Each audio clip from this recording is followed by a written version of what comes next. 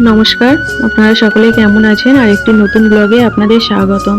Ready হয়ে বেরিয়ে পড়েছিলাম, কিন্তু সেটা যার জন্য বেরিয়েছিলাম সেটা সাকসেস হলো না, কারণ রাস্তাতেই মেঘ করে বৃষ্টি চলে আসলো। তার জন্য বোনেদের বাড়িতে চলে আসতে হলো। যে জন্য বেরিয়েছিলাম, আমার হাতের শাখাটা বেড়ে গেছে, সেটাই বাজারে পড়তে এসেছিলাম, কিন্তু সেটা আর হলো না। বৃষ্টি নেমে গেল তো বোনেদের বাড়িতে চলে আসলাম। আর ছেলে পড়তে বসেছে, ছেলে ওর মেসোর কাছে ইংলিশটা করে, তার জন্য সেই কাজগুলোই কমপ্লিট করছে। বোন পুজোটা দিয়ে নিচ্ছে এদিকে, আর মারও এদিকে মনে হয় রান্নাটা হয়ে গেছে, যে মার রান্না হয়ে গেছে, খেতেও দিয়ে দিয়েছি।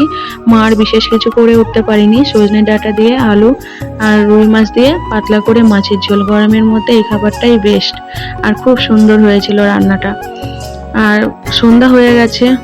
সন্ধ্যাবেলা আমি একটু বেরিয়েছি বোনেদের বাড়ির পাশেই এই মলটাতে বেরিয়ে আমি একটা চুড়িদার আর চুড়িদারের পিস ওটা, আর একটা নাইটি নিয়েছি। চুড়িদারের পিসটা ওখানে এবার টেলার্সে বানাতেও দিয়ে এসেছি।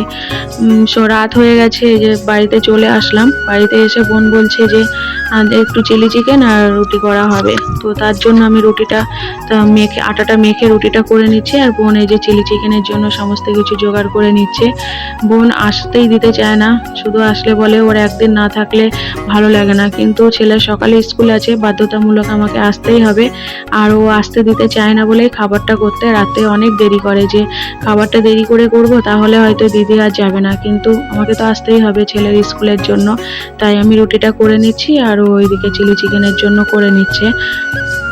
দেখবেন মানে আমি বা আমার বোন মাঝে মাঝেই আমি এর বাড়িতে বা ও আমার বাড়িতে আসা যাওয়াটা হয়, কারণ বোনের বাড়িতে দূরত্বটাও কম, 5-6 কিলোমিটার হবে।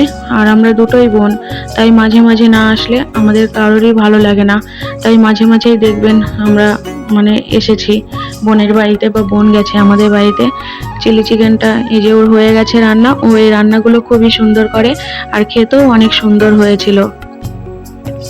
আর মেঘলাও করেছে, বৃষ্টি কখন আসবে জানি না, তার জন্য আমরা বেরিয়ে পড়বো। এই যে সকলে মিলে একসঙ্গে খেতে বসে গেছি। আমরা ম্যাক্সিমাম টাইম একসঙ্গেই খেতে বসি। চলুন তাহলে খাওয়া দাওয়াটা সেরে নিই। আর ভিডিওটি ভালো লাগলে প্লিজ আমাকে সাপোর্ট করুন, আমার পাশে থাকুন। দেখা হচ্ছে নেক্সট ভিডিওতে।